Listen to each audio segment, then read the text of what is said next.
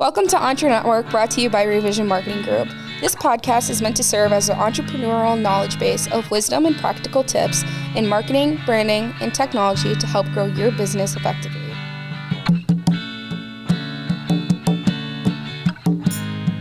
Awesome. So Cameron King, thank you so much for joining us on the EntreNetwork podcast. I'll be the host today. My name is Sydney Jackson with Revision Marketing Group, and we have Cameron King. Hey, how's it going? Incredible.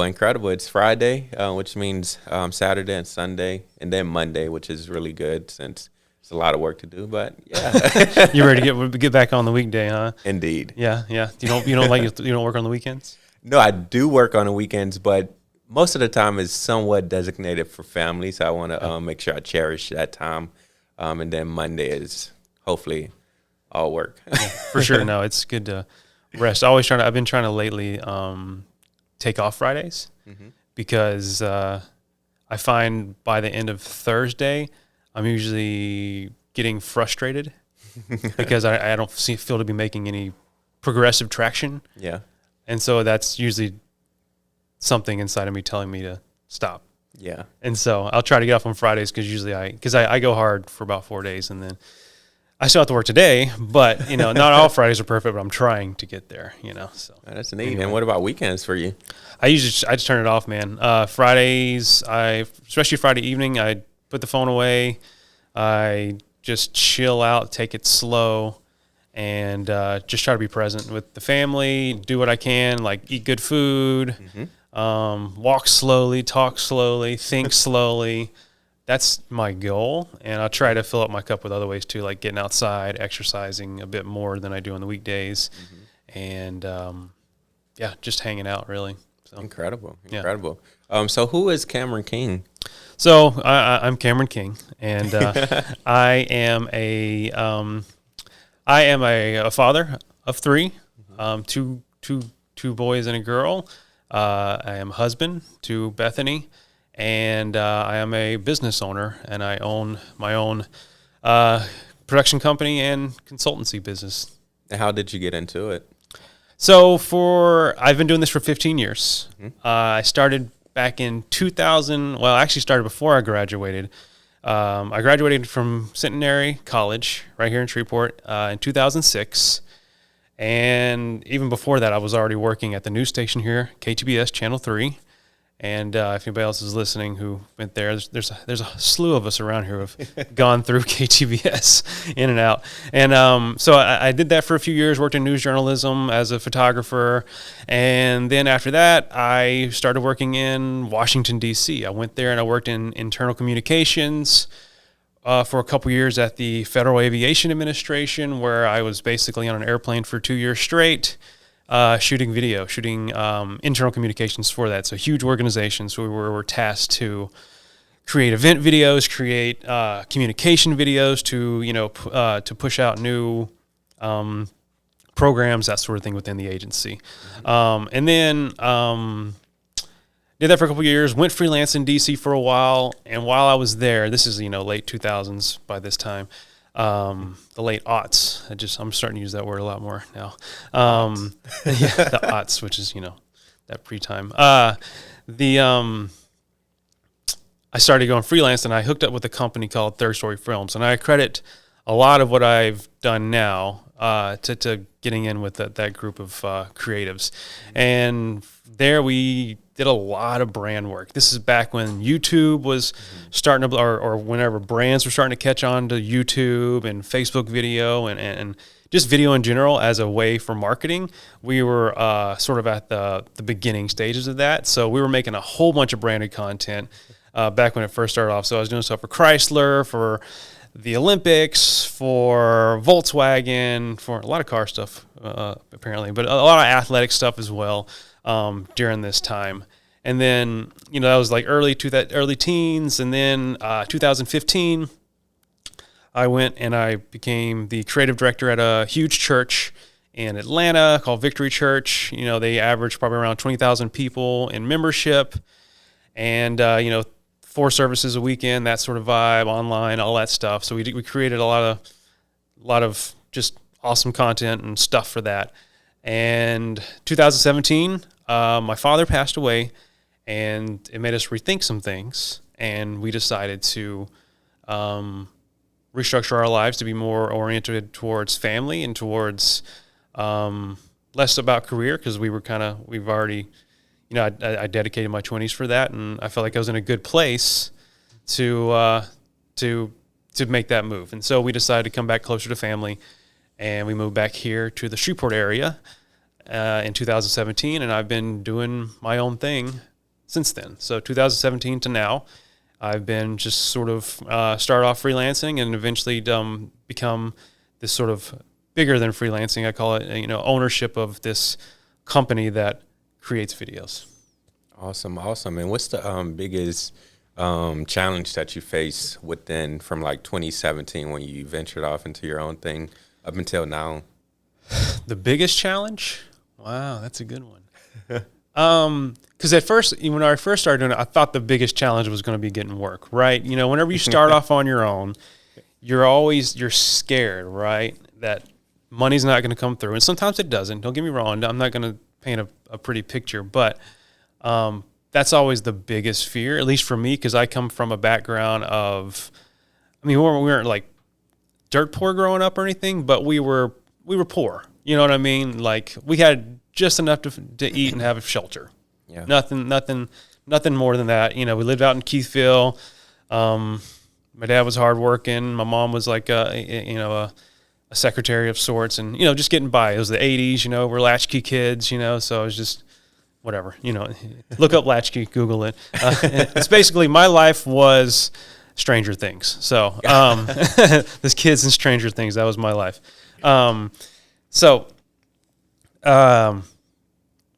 Rephrase the question now. Come back to me now. I kind of forgot the point of it. The biggest challenge that you faced going. Yeah. So at first I thought it was gonna be money, but as soon as I've got the word out that I was on my own, a lot of my past colleagues had moved on to other things, and they were like, "Cam, let's do this." So I got some work, just keep going, and eventually, it's kept me going ever since. There were moments where you're still like, oh no, money's not coming through. And then as soon as the fear starts setting in, something comes through. So God's good in that way. And so now, it took me a couple years, but about 3 or 4 years into it, what's the 4th year now? So about 3 years, I finally figured out I need to just not worry about it. Like, the money's going to be there in some form or fashion. And if not, it's not the end of the world. Now, the greatest challenge has been capacity. So I've been blessed with enough work. Now, how do I get to that next level? Mm-hmm. And that's been a journey for the past couple years for me. So probably since about 2019, I've been on that journey of like, all right, how do I go from solopreneur, who's taking on all these tasks, to solopreneur who is delegating and charging more and getting bigger clients and doing more for the clients that I have already, just growing. That's been my challenge. And it's been more of like, all right, it's been a shift from being a hired gun, like, do this video for me, to doing more with like, how can I actually add more value to my clients, charge more, and just grow. And learning the business side of that. So whether it's marketing, sales, putting in systems, which you're good at that kind of stuff, to kind of implement to grow. Because I'm a creative guy, man, and like, it's hard for me. Like, I'm fascinated by it now, but it took me 13 years to make that switch in my mind to like, oh, I need to start thinking about this stuff a little bit more if I don't want to be doing the same thing I'm doing now at the age of 50. Yeah. And so the past 2 years have been a growth, mentally a growth spurt for me, just learning about business. Yeah. Incredible. And you work with a few different businesses here in Shreveport area, doing like video production and overall strategy. But I want to talk to you more about just you venturing off into your own business and, freelance, and then your own business in 2017, because you was afraid that the money wouldn't be there, but you had your old network to kind of lean back off of, because probably because of who you were as a person, right? They probably liked you as an individual, and they also liked the work. So how has your 15 years of experience in relationship building and skill building helped you once you made that jump? Yeah, so and it's funny you mentioned that because I tend to forget. I'm a forgetful. Same. People are forgetful, but relationships are extremely important. And even in this age of, like we might touch on later, but strategy and marketing, there still needs to be a relational factor. And that's come to my I don't know, prefrontal cortex or whatever the part of your brain is, a lot more lately in the past 3 months than it has, in probably the past couple of years. 'Cause I was thinking if I put out a lot of content, then people will find me. Well, yes, they will, but they still got to care about you, and you still got to make some kind of contact. These days, digitally, or you go and grab coffee, or you go hop on a podcast, or whatever. You got to make these relationships, and that's very important. So I can tell you a quick story about when I first went back on my own again in 2017. I like to tell this story because I think it's really cool. There's this, she's a client of mine now, one of my biggest clients actually. But she worked alongside me at Third Story Films as an editor, and back in the early 2000 teens. And whenever I went off and did my thing as a creative director, she actually went off and did her thing as a creative director at a huge agency in DC. Worked her way through the ranks for a few years and just crushed it. You know what I mean? And then all of a sudden, I'm going on my own. She's like, "Hey, Cam, I run the creative department at this agency, and we need freelancers all the time." So I'm like, legit, that's awesome. I need the work, so let's do it. So, I still work with them all the time now, doing a lot of political spots and things like that as sort of an editor and motion designer and post-production mainly services is what I do for them. So I always think, so just if you're younger or whatever, I always tell younger creatives that, be nice to the person sitting next to you. Yep. Even if they're terrible right now, not to say she was a good editor at the time, but sure. But I'm just saying you just never know. 10 years from now, you could be asking, for work from them or whatever, you know what I mean? You just never know. So always be nice to the person next to you, in whatever setting you are, because you never know we're going to have to, you never know what's going to happen, man. It's just serendipitous or whatever, so. Yes. Because I have that personality too, where it's most times it doesn't truly matter in a grand scheme of things. So it's okay, I'll be nice because it's who I am as a person individually, and it gives me nothing to really be mean to anybody, even if it's something that they did that is oh, that's effed up. It's it doesn't really matter. Yeah. And then just going forward, I have found that ability to just be nice and kind to other people because we don't know what they're going through and all of these other reasons. But it pays off because it's building relationships and it's building character. Sometimes it's tough, but yeah. Oh yeah. So personal branding, how have you gotten into that realm of everything? Because you have just started making video content of yourself, just doing explainer videos and giving insight into your overall workflows and processes. So that's coming from a spirit of experimentation. So we live in this age now where getting your message out is easier than ever, but it's also hard at the same time because it is noisy and it's crowded. I won't get into that too much, but but basically the idea is to let me start this right here from here. So with marketing, right, you have all these channels to post yourself online all the time. And I look at those as opportunities to plant seeds, right? So you have opportunities to just get your face out there, and to be top of mind is very important this day and age, especially when things are moving so fast.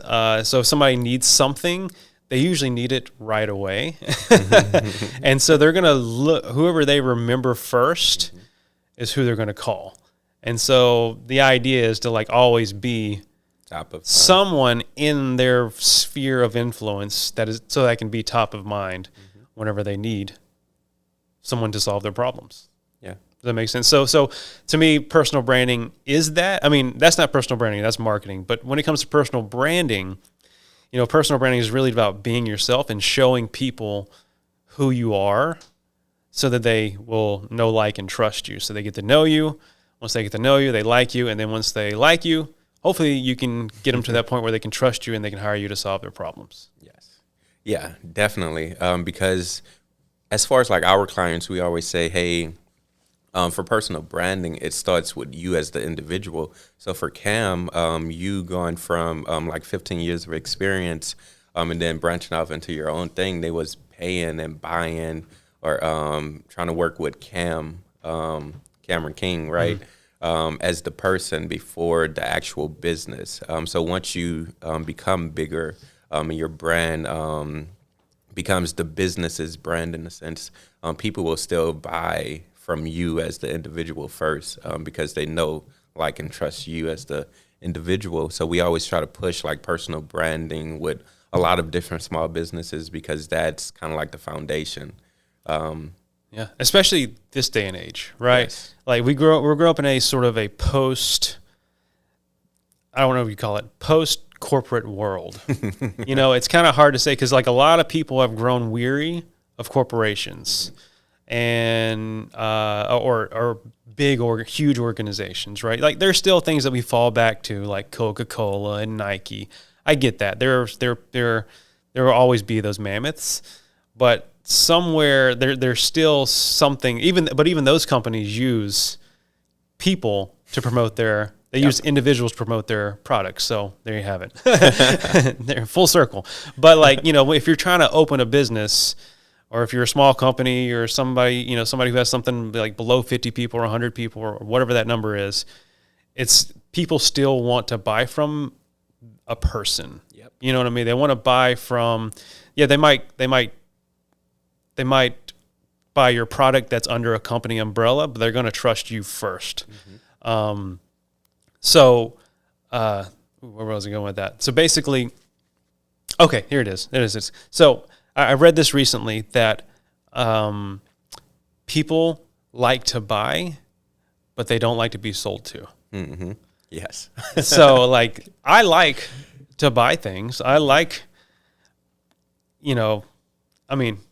actually, I don't like to buy things. I'm pretty stingy, but me too. But you know what I'm saying? It's like, necessary, like, right? Yeah, there's necessary. I like to buy things. Like if I just bought a car, for instance, because we just had a third kid, and like there's something like if somebody comes at me and starts attacking me and tries to sell me something I don't want, Yep. I'm out of there. You know what I mean? Luckily, we got a pretty good salesman who was just super chill and just like pointed me to the car. He wasn't like a bum about it, but he was like super helpful and everything. And like, and that's like, that's better than like, just a yes man. You know what I mean? Like And selling selling. Not the reason or the solution that you're going for, right? Exactly. The pain point that you need. It's 3 kids. We need something bigger instead of some fancy wheels or so on and so forth.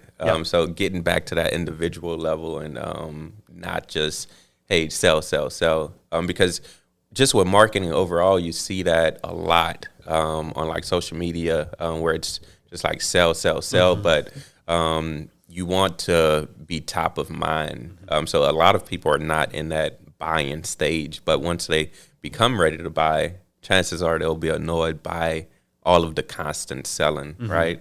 Yeah. I'm gonna recommend a book to you because that's where I got that thing from. Like people like to buy, they don't like to be sold to. They like the transaction, but they don't like to be pushed for the transaction. It's a human psychological thing. But the book is by Mike Kim, and it's called "You Are the Brand." And another thing he says in there over and over again is marketing. Marketing is about relationships. Yeah. So marketing is about relationships, not a sale. So whenever you're marketing, you're really trying to win over the hearts and minds of the people that you're talking to. I mean, obviously you're not, going to be the next president, but you're trying to like win them over. Like the next time they go, like say you, I don't know why it's coming to mind, but say you make hats or make shoes, just because those are easy to see. Let's say you make shoes, not Nikes, but like mom and pop shoes, right? If you get somebody to like you, they're going to choose your shoes over the guy down the street's shoes. Yep. Because he wasn't out on the streets getting people to like him. He's just, I'm going to make shoes and people are going to buy them because they like shoes. Yep. No, like some of the best guitar players I've ever met in my life were people who never made it famous. Because all they did was play the guitar in their garage or in their basement. They didn't get out there. So you got to get out there. You got to, but obviously not push you away, but you got to get out there. You got to market yourself to get people to know, like, and trust you. Indeed. And that's in parallel with the overall business. So as far as like personal branding and how mom and pop shops can do it, because you have experience with just branding or doing video content for different political campaigns, different churches, and then small businesses, specifically here in Shreveport. So as far as like an overall strategy, how can a mom and pop shop get into the personal branding realm, specifically with like video marketing? Because So with video marketing, I think video is probably the best option, and not only because I'm a video person, but everything is moving towards video right now. And if Facebook or Apple could make something to wrap around your eyeballs that you had on you all the time, which they probably will. I mean, Google tried it for a while with Google Glasses, but like they would make you be in VR all the time. They want you to be fully immersed, right? And video is the most immersive thing, most immersive medium on your devices these days. So that's why I go for video, because you get sight, you get sound, you get words, because most things these days are captioned, and so you get it all. Sorry, I gotta stop drinking that. So video is probably the most like thing that can capture attention, right? That's what you kind of want. You want to be able to capture attention, and it helps you connect, because people can make, if you're looking into the camera, if it's personal branding type video rather than creative video, you can look into the camera. People make direct eye contact, that sort of thing, and they can just, you're not everybody's gonna like you. That's fine, but you want the right people to like you. Yep. So for mom and pop shops, as far as strategy goes, I would say the first thing to do is just start. If you haven't done it before, you need to start. You need to start, whether it's, just doing something simple like Instagram stories, get on your cell phone, do a little behind the scenes. Hey, look, this is us folding clothes in the back. Say you're, a boutique clothing shop or something like that. Look, we're folding clothes, look, because people want to show, they want to know what's going on behind the scenes, they like the process and over the end result into a lot of things. And like I said, don't always push the selling point. All right, like, don't make every post about, on sale today. Like, great, I'm glad you have a sale today, but like, give me something more so I can know what to come back to and actually look at your stuff every day. There's a couple of there's a few places that I follow here in town, like, oh man, what do they got going on today? Or what are they showing today? Like a couple of the breweries do it around here, like pretty good. I just want to click on their stories just because I'm interested to see what they got cooking in the kitchen or whatever. Yep. I'm not going to go buy it today, but I might this weekend or whatever. Yep. You know what I mean? So. And it gives you something to look forward to, because with that overall format, it's like, okay, behind the scenes, you see, of course, all of the products that they deliver, the front end of the house, in the brewery, right? So you see it and you taste the quality of it and stuff, but what goes into actually making it? So yeah, that's really good content too, because even for like the podcast, people only see the front side of it, right? But the overall process of us coming up with a podcast and then a video podcast, and then trying to create different snippets of it, it's a entire process. We dedicated almost the entire day yesterday talking about podcasting outreach, putting it into the CRM, and then from our team members, who does what. So it's a entire process that people don't get insight into, right? And with personal branding, it's not so much about selling your product and your service. It's more so giving people insight into who you are as an individual, while also showcasing some of your passions with different things. So if we created like a video of us and our overall process going for podcasting, and we talked about it, it's not the actual content and us saying, hey, come on a podcast, or hey, we specialize in marketing and branding or systems. It's going to be you seeing a team engaging and talking about these things, and knowledgeable at it. And it's valuable. It's really good content for people to get insight into it. Yeah. The thing is, I'm exceptionally like bad at it. I'm bad at that stuff, like at the sharing the little stuff behind the scenes stuff. Because us too. but whenever people do it well, it's great. I mean, obviously, then there's the next stage, which is kind of where I am at. You know, I wish I was a little bit better with the sort of the tactical, like behind the scenes stuff. But there's this thing. You ever heard of the? I learned this like a couple months ago. I've been saying it ever since. Have you ever heard of the curse of knowledge? I haven't. So the curse of knowledge is basically. And your IT guy can attest to this because creatives and like technical people are the worst at it. But we're so good at our jobs that we automatically think that everybody else knows what we do. Yeah.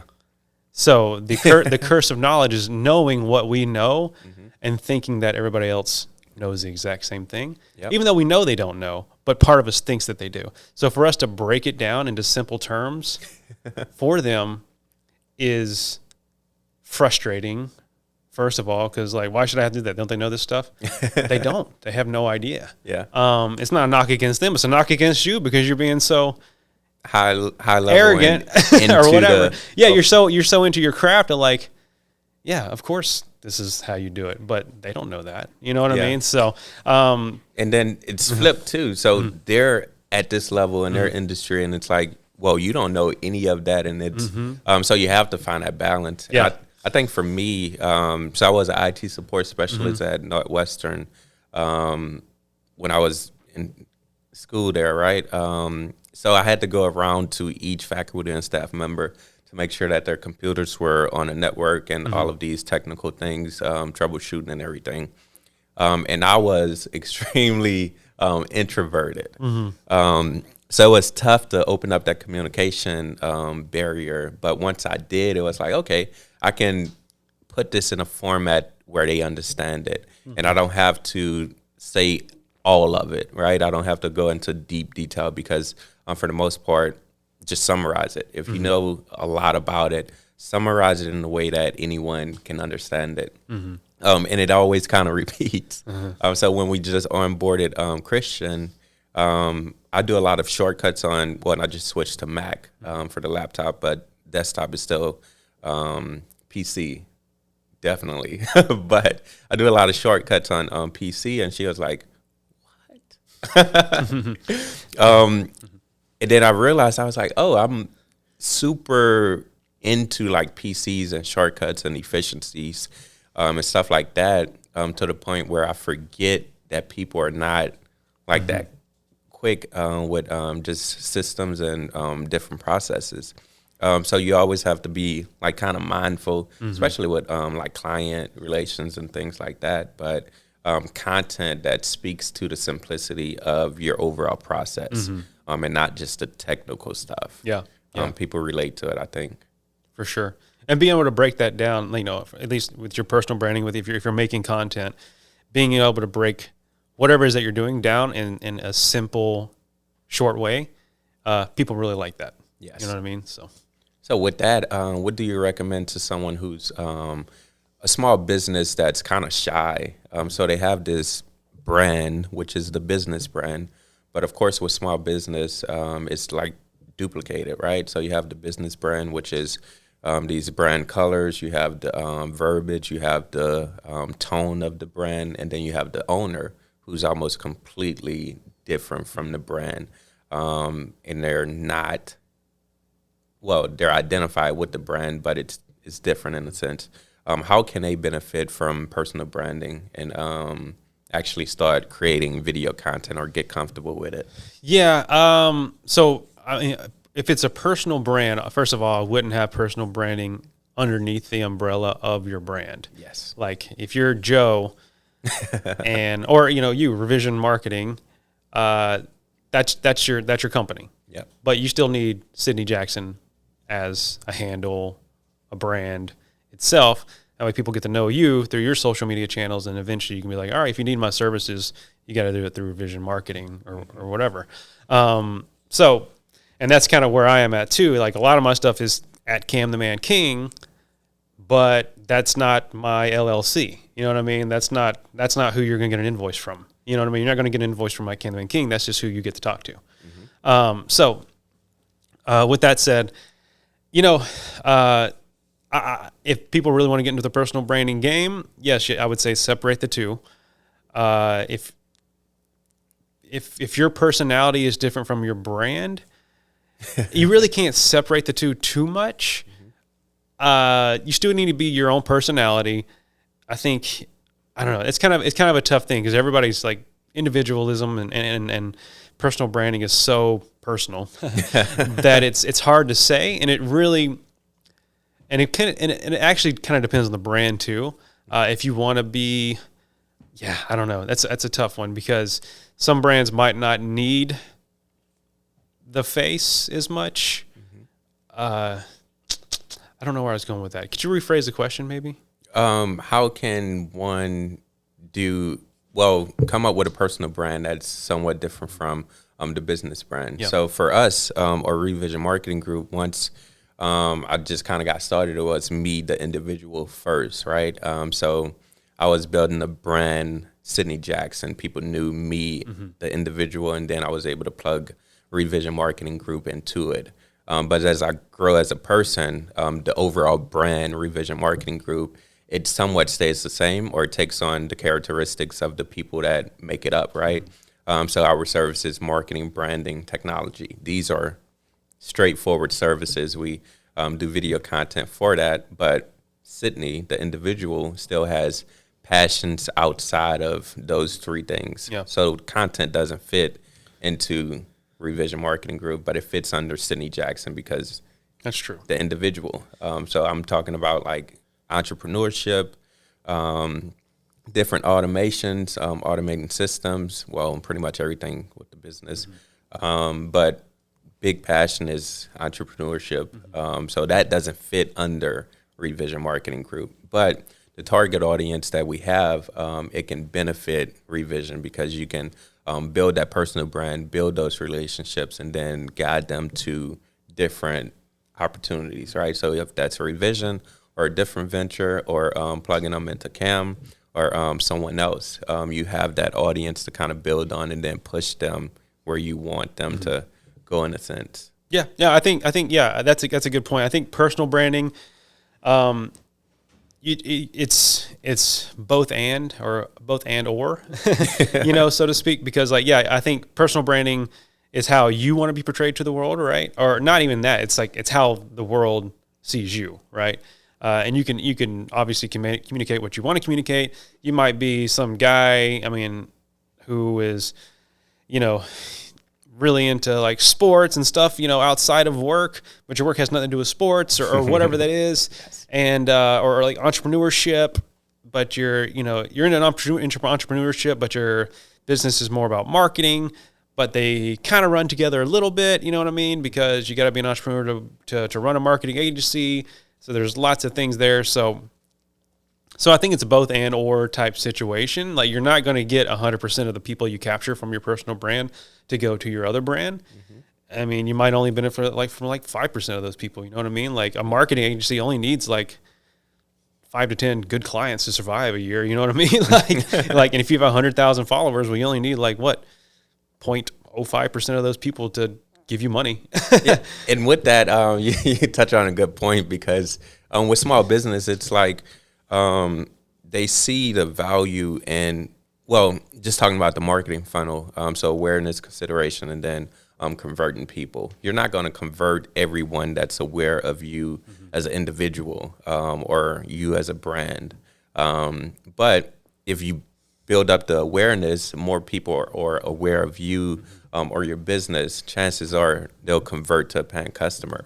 So the big thing is trying to get more people aware of you and stop being super or over concerned about how many people are coming down. Because from 100 people that's aware and only one person convert, don't look at trying to convert like all of those 100 people, because even though they're aware, they may not be the specific target audience you need, or they may not be in the arena or the phase of actually buying from you yet. So you just have to increase that overall awareness. And you can do that by pretty much awareness campaigns, video marketing, a lot of different ways. But personal branding allows you to do that in an authentic way that showcases you as the person. Because again, people buy from people. It makes you do it in a more organic way too. Like, you don't have to pay for personal branding. You are the brand. The person. If you really want, if you get to a point in your career where you do venture off and do something else besides what your company's doing, great. But most of us are not going to do that. So not everybody's going to be, the Gary V's and all that stuff or whatever. But like if you're just a representation of your company and yourself, people might eventually funnel over to your company. Now, that's not to say that, I wouldn't, for personal branding, I wouldn't do any sort of paid advertising, so to speak, unless it directly benefits your company that actually makes the money. But when it comes to your company, yes, do paid advertising. Like if you're pushing a product, if you're selling a product, you're selling a service, do the organic, do the pay, do a mix, because you're trying to grow. So invest in that and use the personal branding as that awareness funnel, like you were mentioning. You might have, these are ridiculous numbers. I don't have anywhere near these numbers. Let's pick a more realistic number. Let's say you have even 10,000 followers is a lot, but we'll go with that. And everybody's used to seeing like millions and millions because that's people you follow. But as far as you're concerned, let's just say 10,000 followers. You only need 5% of those, 10% of those people to come over and look at your marketing agency and actually consider buying. So you just need 1,000 people to come over to Revision, look at your stuff, and then you only need 10% of those people to actually go to your website, and then 10% of those people actually, give you a phone call. You know what I mean? So at the end of the day, you only need 100 people to give you a phone call or whatever the numbers are, or 20 people, depending on what your budgets are and, what kind of clientele you work with. So I'd say definitely the personal branding thing is all organic. Just be yourself, be your personality, and people will either like you or not like you, and that's fine. Not everybody likes Elon Musk, but he's the richest man in the world. Not everybody likes Jeff Bezos. He's the second richest man in the world. Not everybody likes people like Gary Vee and things like that because they curse or whatever, you're not here to make people like you. You know what I mean? Or everybody like you. You're not here to make everybody like you. That's a good point. But there will be people who do like you. You know what I mean? So, yeah. So, if I come on here and I'm like this super chatty, kind of like on the edge of my seat kind of dude, I'm like, but then your next podcaster comes in and she's like a chill yogi or something. People are going to resonate with her and not me, or vice versa, And so that's just kind of. But. And with that, whoever is for you is pretty much for you. So they'll like you or they'll not like you. So you can't predicate going forward off of whether someone likes you or dislikes you, right? Because the people that like you, it's your audience, right? They find value in your content. They like you as an individual, the characteristics that you have. So you have to still push forward for them and not say F all of the other people, but pretty much build community around that and provide value to those people that do like you, and not change who you are as an individual because of this side versus that side. But as far as overall strategy, can you talk to me a little bit about the 4x3? I was just about to get into that. It was like, all right, I think we're going here. So, all right. So if you are, I think this is a good method. I picked this up somewhere. I implement it myself, and it's a good strategy moving forward just to kind of get you started. Let's say you're timid about starting, or you feel like you don't have the time. We none of us have the time, but we actually do have the time. Yeah. But we don't have the time, but we do have the time. You make time for what's important, right? You can find the time. Promise me. Promise you. I promise you and promise me. But it's called the 4x3 method, and basically what it is it's essentially batching your content.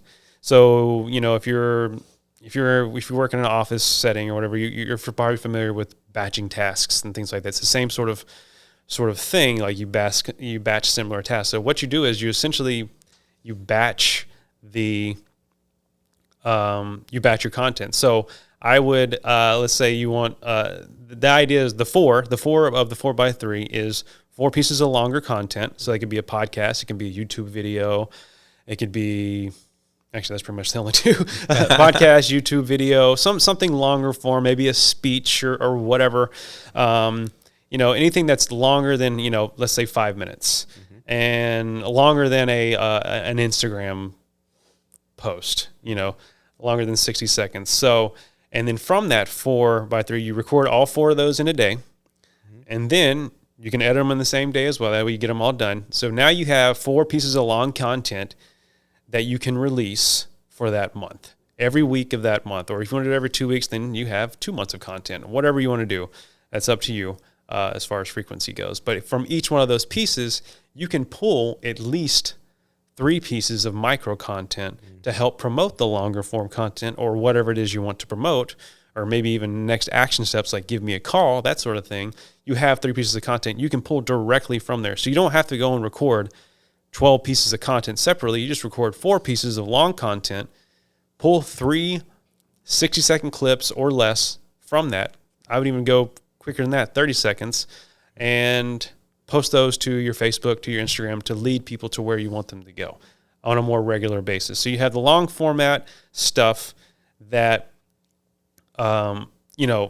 people engage with on a longer format, and then you have the shorter format stuff you can post on your social media to keep people to keep yourself top of mind. Plant those seeds, even if they only watch the first 5 seconds. Yep. They see your face consistently. They see what you're doing consistently, and eventually, a few people that actually want to hear what you have to say will hear what you have to say, and then hopefully convert. Or at least one of them, right? Yeah. Or a percentage of them, not all of them, and that's not the overall goal. That's an incredible strategy, because I think a lot of people, and you said it before, you said just start. A lot of people are afraid to start pushing their personal brand, pushing what they like, what they don't like, the skill set that they have, and how they approach work or their overall process, because it just seems daunting to talk to the camera. But if you start and you just go ahead and start creating content, even if it's just like on your phone, and then it's that longer form content where you can talk to the camera and get comfortable, and then decide if you want to push it out, you can go ahead and do it. Get comfortable in front of the camera, because it adds a lot of value, provides insight into who you are as an individual, and then also your skill set. So and if you're too intimidated to do like the longer format stuff, like literally just pick a morning, like go for a walk somewhere, like by Cross Lake or something. I don't know. Go somewhere that you can think clearly, and just like grab your phone, write down a couple of points that you can do like in 15 seconds or less, like 1 point. All you need is 1 point per video, and record them on your phone, and record like 10 or 15 of those bad boys, and you got yourself 2 weeks of content right there you've done in a morning. Yep. Just like store them in an album in your cell phone, and whenever you're ready to post, just set yourself a reminder for that day and post them. Batch content. Yeah. Doing stuff on the fly too is great, but not every day do you feel this. At least I don't. I don't feel this need to get on social media and interact and be creative and say something insightful. Usually that happens. I'm just not that smart or creative. So usually it happens like in a burst, like, wow, I'm on fire right now. Let me just get this. And then, the next day I'm like, I'm not on fire anymore. I'm ice cold. So nobody should be talking to me right now. So anyway. Indeed. So a last piece of advice that you would leave the audience, just that add value to them as an individual, or pushes them to start creating a personal brand, or pretty much anything. Yeah, I mean, as far as like to kind of wrap up what we've been talking about, and I tell this to clients, I tell it to people who are getting into marketing and video marketing. We see, our minds see the big numbers and the people who are blowing up and the viral stuff and things like that. That's fine. Recognize it. You can imitate what they do, not foolishly, but you can see what works and what doesn't work, and try to experiment with that. But just keep in mind that marketing is it's a long game. It's a relationship. Whenever you first start dating someone, you're not going to marry them the next day. Some people do. I mean, okay, I'm not going to go off on tangents. Generally speaking, we don't rush into relationships, no matter what. Even if it's a friendship, even if it's a business relationship, if it's buying a piece of equipment, unless you know it's going to solve your problem right away. I guarantee you've already done research on it. So, marketing is about relationships. It's playing the long game. You might not see results in 3, 6 months, a year, 2 years, but just keep plugging away, and eventually those seeds that you're planting will start growing. I've been doing this for, at least the personal branding thing for probably about a year now total. I think I started heavily in January. It was my goal this year to just, I did like a 90-day sprint, and I took a little break, and I did like another 90-day sprint, and just and I took a little break. I'm about to start another sprint, so to speak, and nothing really happened those first 6 months. And now I actually am getting to the point now where I'm starting to have like conversations with people are like, oh yeah, man, I saw your video. That was cool. I like it. I like seeing your stuff, and yada, yada. And so things are happening that I'm not aware of, and that's good. Even though if there are days where I feel like I'm not doing anything wise or important with my time, it'll add up eventually. Mm-hmm. Indeed, it does. It does add up. And it is a long-term game.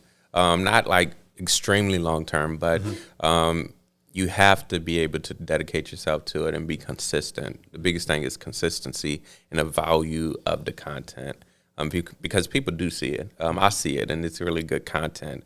And then I just got the email from you this morning, and I was like, I sent it to the team. I was like, this is the format that I really like, where it's like the overall email, and that's a tangent, because I'm super simple. So it's like text content, add the value, as much value as possible, and then let's focus on aesthetics. But the content has to be there, the text content, and throw out ideas and stuff like that. Because for me, it's like, hey, value, with the aesthetics, the graphics and stuff like that. Even though we're a marketing agency, I'm the more tech person. So I love black and white. And then I get Michaela and Christian to kind of dress it up in a sense. But I got off in a tangent. No, but I appreciate that, man. That was my first newsletter. So I'm starting that new, like you said, I've been doing the slow drip, daily personal branding thing, or daily-ish. And I've collected some emails over the years. Some of them are friends and colleagues and things, and other people who have signed up for things. And I was like, I'm going to start pushing this out. So it's a good way to stay top of mind. Yeah. And if they want to subscribe, I get it. It's not going to hurt it might hurt my feelings a little bit, but, I just figured like it's about, you guys, I'm a big reader. You've heard of, of course I can't think of his name right now. Bob Goff. I don't think so. So he's a writer. He's a Christian writer, and but his books are more like just inspirational and things like that, like follow your dreams, that kind of jazz.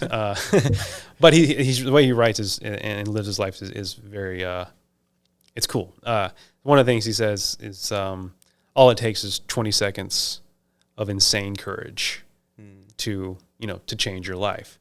So whether it's making a phone call, shooting off an email newsletter. Like, yeah, you have that little nervous tinge, but as soon as you do it, yeah, it might not hit that first time, but just every day have 20 seconds of courage. Like, hit post, hit send email, make a phone call. 20 seconds of insane courage. Once you make a phone call, you're on it. You know what I mean? Like, this is it. Here we go. So, and eventually those 20 seconds of insane courage every day will add up. And that's kind of been a theme of my life for the past couple months. So awesome, man. Yeah. Insane courage. Yeah, because like somebody who's creative and an introvert, like me, I'm kind of introvert, extrovert, it depends on the day, but I very much I cherish my alone time because I don't get very much of it nowadays with 3 kids and stuff like that. So for me to actually like push myself to make a phone call and actually want to connect with somebody is hard. Yeah. You know what I mean? So. Indeed. And as far as like people who are struggling with creating a personal brand or they don't know where to start, you do consulting and coaching, so they can definitely get with you on that aspect of it. Yeah. If you want to kind of talk about it. Yeah. So obviously a lot of my bread and butter for the past 15 years has been making videos for people, being creative, art direction, motion design, all that stuff. I know I'm speaking a lot of industry terms, but basically making things move on a screen, text and graphics and things like that, and video, shooting video, things like that.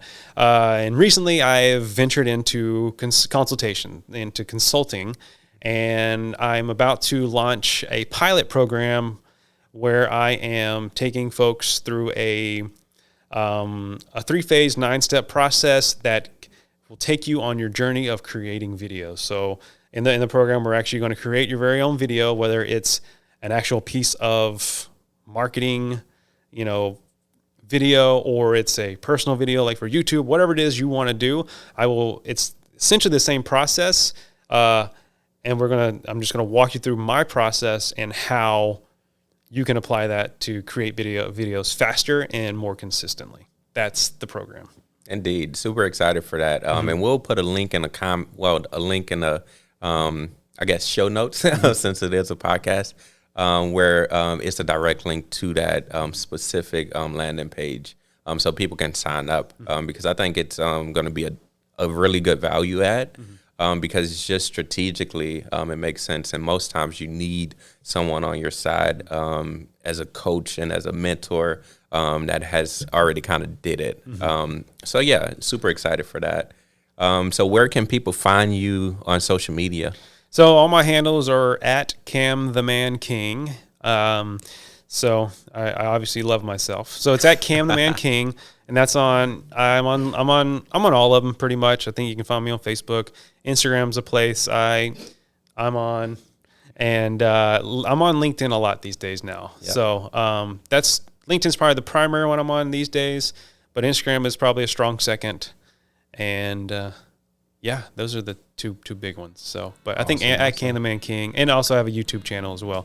But those are the primary ones that if you would just want to DM me or whatever, those are the places to find me. Indeed. Well, thank you, Cam, so much for coming on the EntreNetwork. It was a pleasure having you, and we look forward to having a lot more conversations like this. Yeah, it was awesome, man. I appreciate you inviting me. This was fun. Indeed.